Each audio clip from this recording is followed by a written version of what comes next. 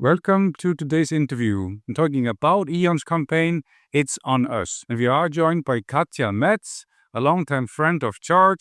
She is the team lead global marketing at E.ON, and she has been leading the stories behind the campaign, which was launched in Germany September 10. It's a nice thing to be telling you that E.ON was named the best established brand at 2024 Charts Awards, and the campaign has been building momentum since then, connecting customers with E.ON in the role of making new energy work and showing why the energy transition matters to all of us. Katja, welcome. Thank you very much, Frederick. Thanks so much for having me. Our pleasure. And again, so we haven't met since we met in Lisbon last year. So congratulations again on winning the E.ON's best established brand last year. Thank you. Yeah, that was a big surprise. Congratulations on all of that. Yeah, but about your campaign, It's on Us, it was central to your Charts Awards case study. Can you tell the audience in a word what the campaign was about before we go into specifics?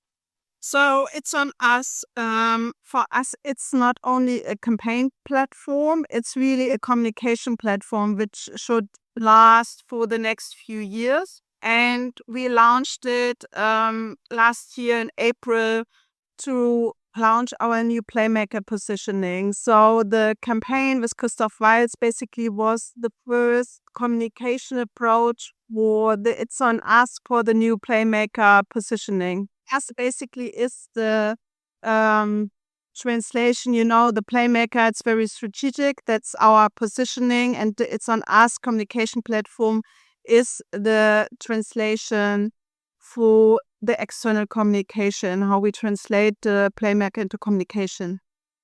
Interesting. But can you tell us, so because we talked about last year, how it was central to your Charts Awards case study, but can you tell us what are the next phases of the campaign? So for us, it's all about consistency. It's not just doing a one-off campaign. It's really, we call it a marathon and not a sprint, because we have to change the perception of E.ON as a brand, and we have to establish the playmaker positioning. So it's really about consistent communication, consistent messaging. So you just mentioned our new campaign, which we launched just recently, last week, on the 10th of September.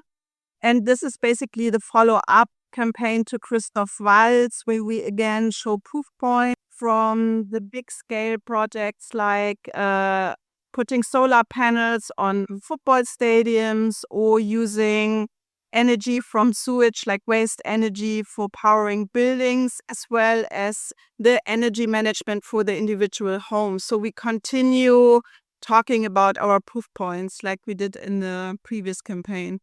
Okay. Thanks for sharing that. I want to go a little bit into the storytelling and the marketing approach. You've shaped the stories for It's on Us, and you've done that. But can you explain, is there a key feeling that you want people to take away? Yeah, from an overall brand perspective, the key feeling actually is that the energy transition is on its way and that we are a major part of it. And we want to give the energy transition actually a positive feeling. If you look into research and talk to consumers, energy transition is quite negatively perceived. People are tired of it. They have the feeling it's not happening fast enough. It's blocked by regulations. Politicians are just talking. So we want to show that we are already on it, and a lot of positive things are already being done. And for the house owners, we want to provide ease of use and peace of mind. So it should feel not like another burden, but to really make it as easy and simple as possible to be part of the energy transition. Very interesting what you're saying, that people are getting bored of it. But then again, of course, in terms of energies or energy and utilities, they can feel distant and technical, and people don't always relate. But how how do you make the energy transition relatable? That's actually one of our most challenging tasks we have in marketing, because we do a lot of great stuff. We are talking to engineers. It's very technical what we're doing, but we have to find the right proof points and projects that are relatable to the people, easy to understand, and also evoke kind of an emotion. If you look at the stadium example, to make solar arenas out of football stadiums, that's what people understand and can relate to. And then the technology behind it gets a bit more emotional. And of course, we have to find language that everyone understands. So it's also a lot of testing before we launch a campaign to really make sure we talk in a language which is relatable and easy to understand. And it's really about being human, emotionalizing. Also, we are talking about really complex technical stuff. Yeah, absolutely. And considering that we are humans, it's sometimes really hard to, come across as humans. Storytelling obviously plays a big part, for brands and, in marketing, and also in helping us to, get on board with the energy transition. But how does storytelling help to build trust with customers when addressing something as big as the energy transition? Yeah, as you said, it's really about the storytelling. It's about finding the right stories, and also putting the stories, telling the stories in a way people can relate to, having a pinch of humor even, to emotionalize and show people they can relate to. Also, what we are doing is we don't just show the projects, we also show our E.ON workers who are behind the projects to make it more human and relatable. So it's really about emotionalizing, humanizing of what we are doing, and also proving that we are not just talking, that those projects we're talking about already exist. For example, we have a hub for the campaign where we go into details for all the stories, and we show that those stories also really exist. Interesting.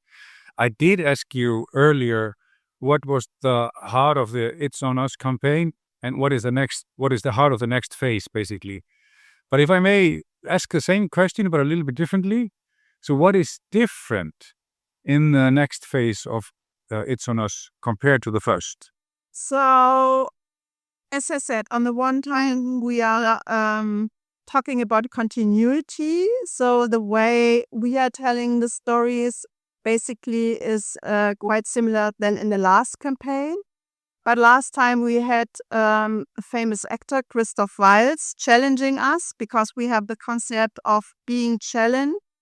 And then we can tell what we are already doing. So in the last campaign, it was Christoph Waltz as a famous Oscar actor. We had him to launch the campaign as it was our new positioning. But this time the challenger is a house owner, and she's basically asking to bring the know-how from the big projects to the home. So the overall concept is quite the same, but the way we are telling the story and the protagonist in this case is different. Also, this time we worked very closely together with our German region, and they then tell the story of the home. So they have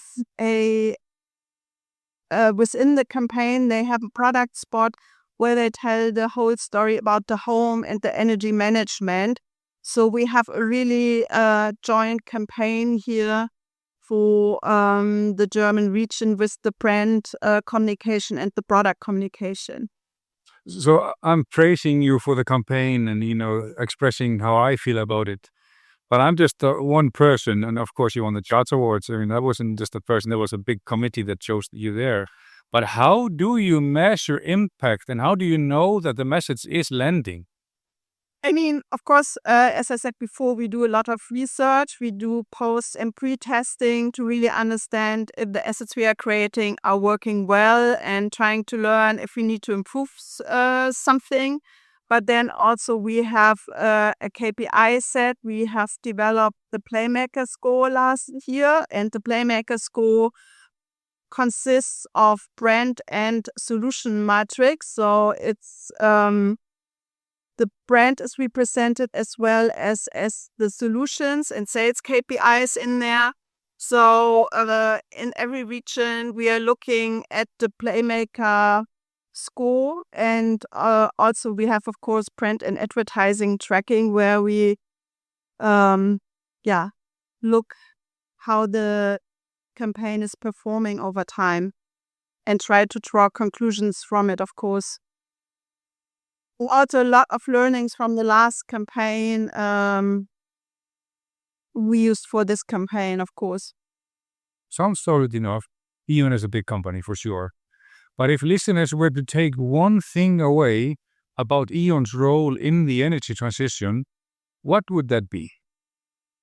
That is basically the core of our positioning. So E.ON is the playmaker of European energy, and that we are the trailblazers.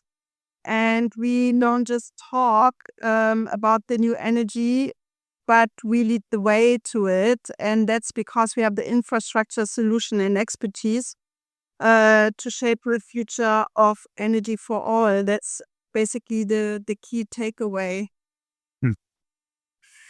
So, and as you say, you are a leading company in Europe. I mean, like really a big one and a force to be recognized. And you are focusing on the energy transition.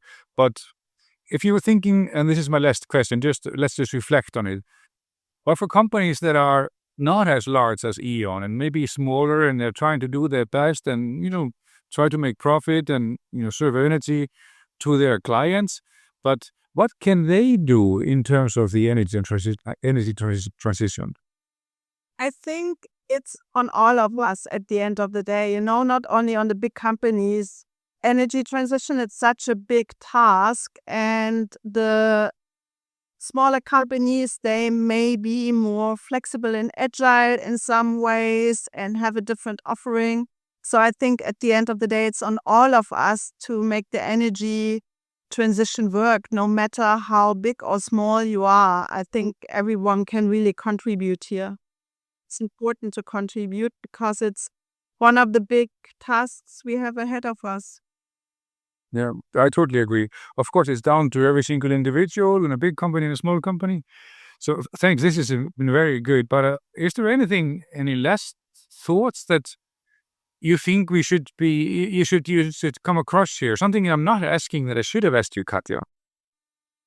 I think you know us so well by now, Frederick, that you actually asked all the essential questions. And I think what we discussed before, it's all about making the things we are doing, it's already really, really good things that are being done, that we make it relatable and give it a positive touch so people still believe in the energy transition and want to be part of it. So I think it's on us marketeers to really tell the good stories and bring back optimism and hope to the energy transition. Those are very good last words. Thanks, Katja. It was great. Thank you, Frederick.